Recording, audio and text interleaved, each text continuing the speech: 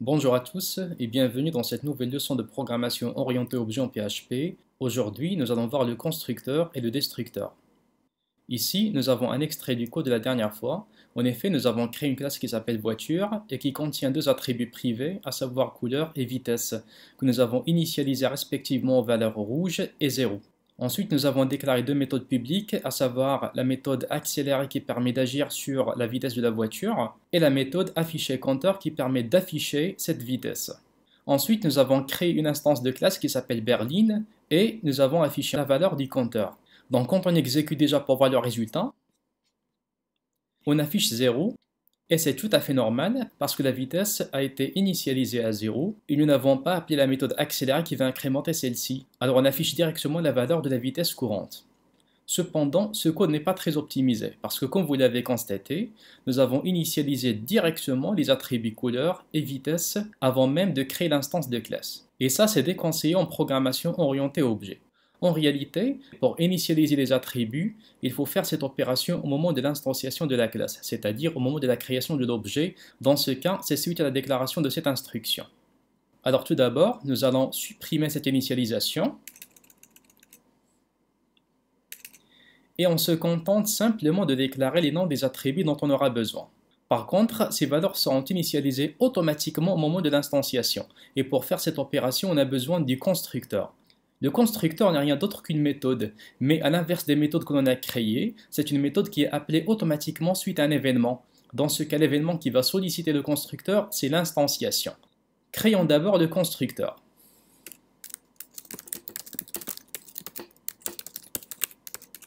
Vous avez remarqué que j'ai déclaré avec la visibilité publique. En réalité, dans la quasi-totalité des cas, la visibilité du constructeur est publique, mais il y a bien des cas qui sont très rares où on a besoin d'un constructeur qui est privé. Ensuite, on déclare function parce que c'est une méthode, et vous avez remarqué que le nom du constructeur est un peu spécial. On le précède par deux caractères soulignés ou bien underscore, et ensuite le mot-clé construct. Il faut savoir qu'avant la version 7 du PHP, il était possible de déclarer le constructeur avec le même nom que la classe. Dans ce cas, je peux mettre voiture avec un V majuscule à la place et ça devrait marcher. Mais avec PHP 7, c'est devenu obsolète et du coup, ça sera probablement supprimé dans des prochaines versions. Alors la meilleure solution, c'est d'utiliser cette notation, à savoir 2 underscore et le mot-clé construct. En PHP, on appelle cette méthode une méthode magique. D'ailleurs, on va consacrer une leçon aux méthodes magiques qui sont disponibles en PHP et vous allez constater qu'ils commencent toutes par double sous-tiret, comme ceci. Et le constructeur en est une. Le constructeur est appelé au moment de l'instanciation, c'est-à-dire à la ligne 16, le constructeur sera appelé automatiquement. On va faire un petit test pour voir. Maintenant, quand on exécute le code, on va voir que le message constructeur appelé est affiché parce que c'est l'opération de l'instanciation qui a appelé automatiquement le constructeur de la classe. Exécutons. Et nous avons bien le message constructeur appelé. Vous avez remarqué que la méthode afficher compteur n'a rien retourné. C'est normal parce que la vitesse n'a pas été initialisée. Mais la question est à quoi ça sert? Comme j'ai dit tout à l'heure, le constructeur a pour rôle d'initialiser les attributs, c'est-à-dire qu'au lieu de faire ça d'une manière statique directement, il est préférable de le faire à l'intérieur du constructeur. Donc ce que nous allons faire, c'est initialiser les deux attributs couleur et vitesse. On mettra par exemple ici this couleur égale à rouge, donc automatiquement la couleur initiale c'est rouge.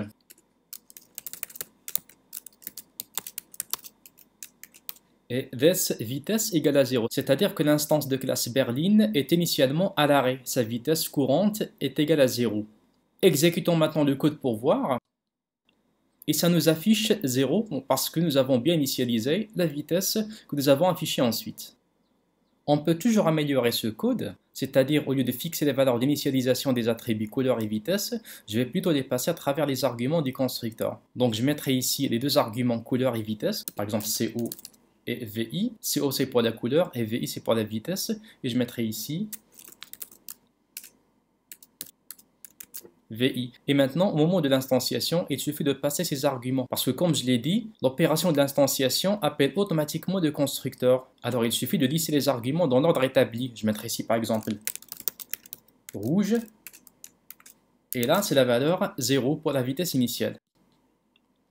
Et ça marche toujours de la même manière.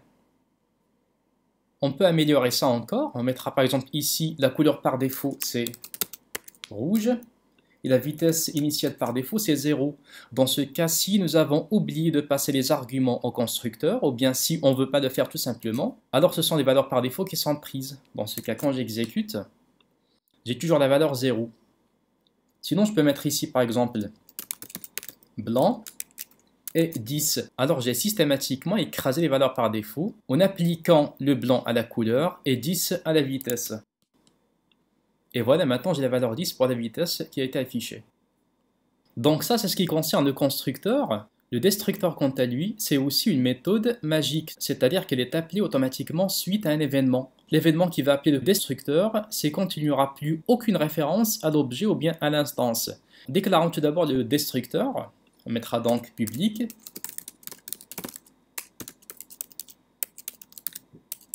Destruct, comme ceci. Et on affichera un message, par exemple, destructeur appelé.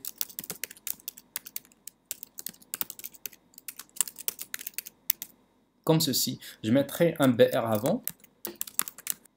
Comme ça. On exécute maintenant pour voir le résultat. Nous avons la valeur 10 de la vitesse qui a été affichée. Et destructeur appelé ensuite. C'est-à-dire que ce message est affiché à la fin d'exécution du code. En réalité, le destructeur est une méthode magique qui est appelée quand il n'y a plus aucune référence à l'instance de classe. C'est-à-dire, dans le reste du code, quand je ne fais plus allusion à l'objet Berlin, c'est-à-dire je n'appelle aucun attribut, ni méthode, ni aucun membre qui appartient à cet objet, alors c'est à ce moment-là que le destructeur sera appelé automatiquement. Alors, puisque le destructeur viendra à la fin, alors on imagine qu'il a pour rôle de nettoyer l'objet, comme par exemple écraser les variables de session, bien la fermeture d'un fichier ouvert, etc. Dans notre cas, on va considérer que le destructeur il va tout simplement garer la voiture, c'est-à-dire qu'il va appliquer la valeur 0 à la vitesse. On mettra donc